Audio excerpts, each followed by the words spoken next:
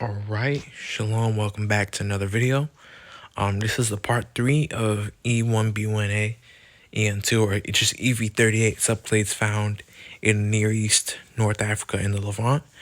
And before I discuss this haplogroup E-L651, I'm going to ask you guys to like the video, subscribe to the channel, and hit the notification bell to stay notified when I drop a video.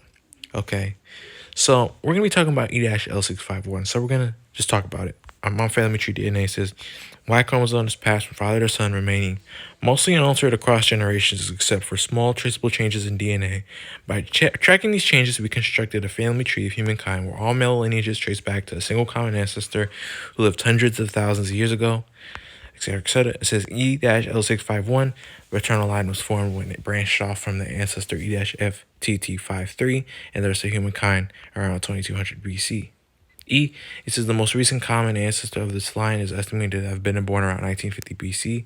E, it says he's at least an ancestor of two descendant lineages. And there's 81 DNA tested descendants, and they specified that the earliest known origins are from the United States, Central African Republic, Saudi Arabia, and 4 other countries. So, 4 other countries, country frequency. Hold on. So as you can see, E-FTT53 was formed 2200 BCE, and then 1950 BCE, it was formed E-L651.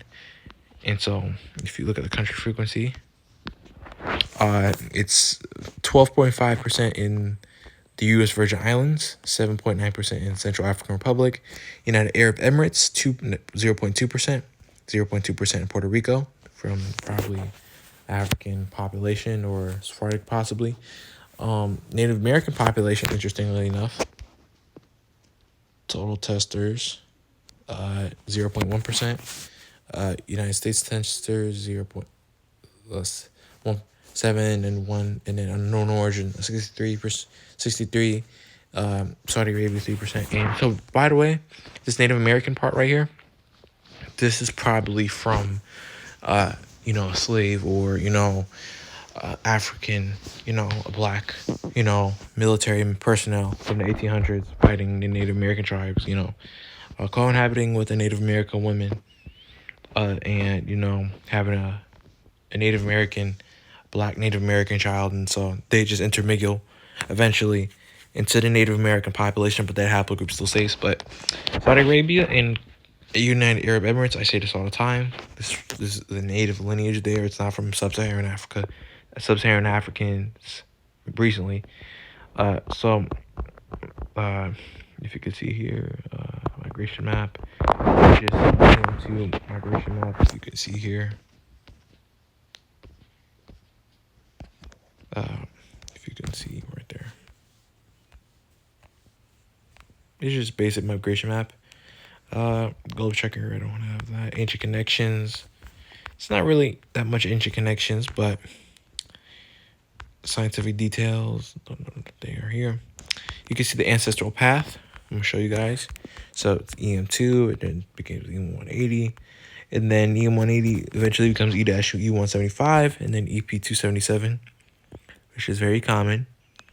Then it forms all the way to E-M4041, and then E-U290, which is very common among African Americans, formed in 2500 BCE. And then it turns into E-FTT53, and then 1950 BC, E-L651, it mutates. So I wanted to show you guys this, and I wanted to show you the frequency of this haplogroup. Okay, I just wanted to show you guys. So we have found this haplogroup in Puerto Rico. This Clade, the Clade is, hold on, I'm trying to show you guys. Oh, hold on, I'm gonna have to do this.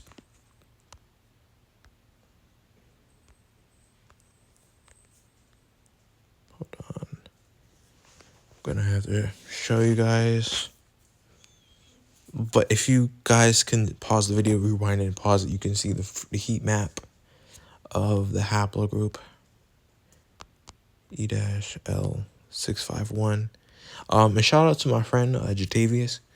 You know, his channel and stuff like that. He has this haplogroup, and so that's pretty interesting and cool. He told me that he's Puerto Rican. His his grandfather was Puerto Rican, and so I thought that was interesting, and I just wanted to make that video because he's pretty cool, chill dude. Yeah, I wouldn't recommend. I would recommend this if you have good patience on this app, this website, because YSEC isn't the best with you know, Wi-Fi isn't the best, like when you're trying to do some research and you're trying to look up a haplogroup. So it's gonna just glitch a little bit. E-L651.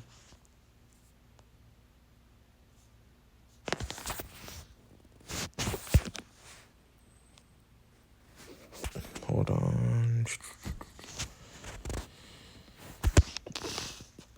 By the way, if you guys can like the video, it just really helps me out, you know, so it just really inspires me to make more videos and better content. Okay, so we got it. So, oh shit. Damn it. We had it there.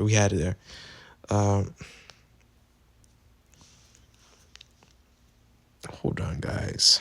Sorry about this. This damn thing won't work.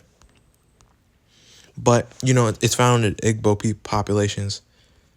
I wanted to show you this to y'all guys. It says E-L651 is not a primary haplogroup for Igbo people, but it's in there.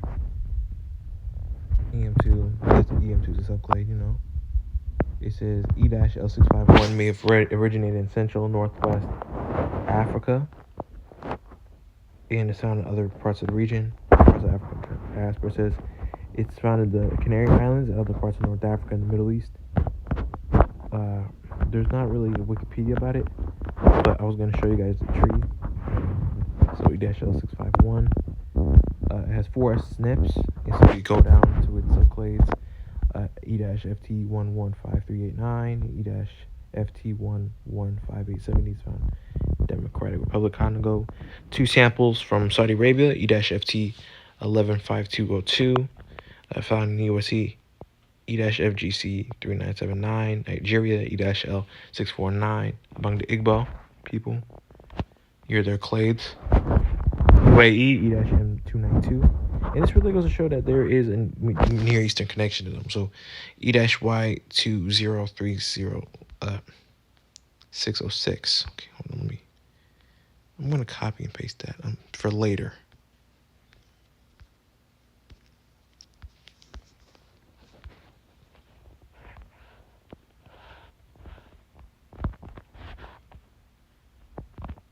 It's kind of tricky. You don't try to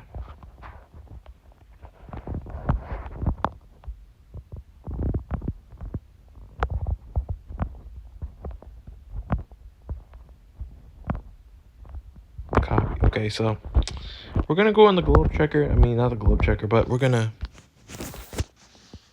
go on to the SMP tracker. Okay, so I looked it up, Clade,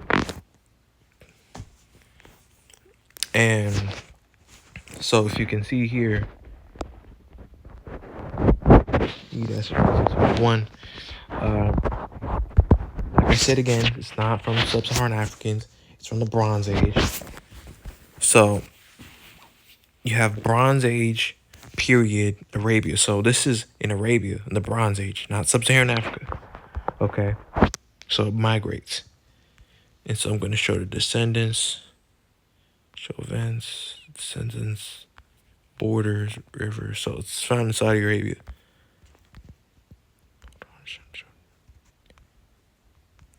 Apparently, it's not working. It does that sometimes.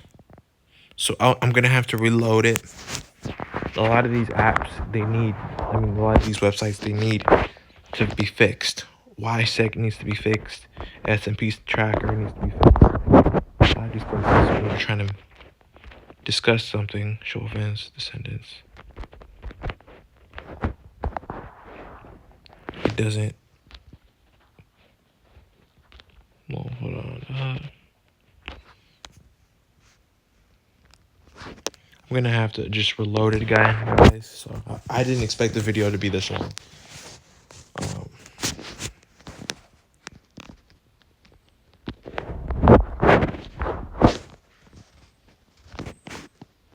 Show events. Okay, that's better. Show borders. Show river. Okay, so I'm gonna go play that. So we have the Neanderthal period showing here. Y-atom CTs being formed. You know, you see the land bridge, Arabian land bridge, DEs formed.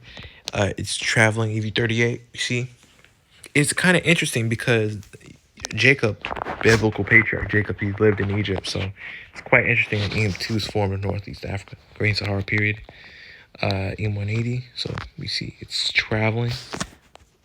And then, you know, you can see the descendants here, there, CF, P143, see the other lineages. And then, boom, that's where you get it. And so I copied and pasted this clade from the Canary Islands because I'm quite interested in what it's going to say. But, you know, apparently it's not working. So maybe if I look up this Igbo clade, E-L651.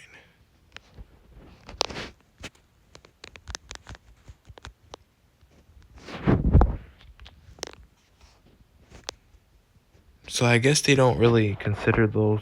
I mean, it's like they don't want. They don't want you to. They don't, you know, count every clade. They're not. So from WIFO, I'm gonna have to find the right clade that they consider to be the right clade. So what I'm gonna do is just do this.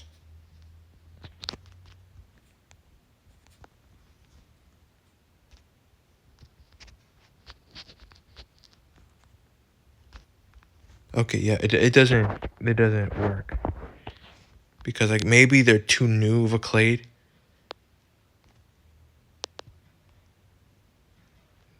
To be you know, put on here, but I'll try one more time because I wanted to show you guys. I want to make better content. Okay, so copy. If this doesn't work, guys, I think I'm just gonna end it early. Yeah, it doesn't work, but you guys saw, but I'm gonna try one more time for this.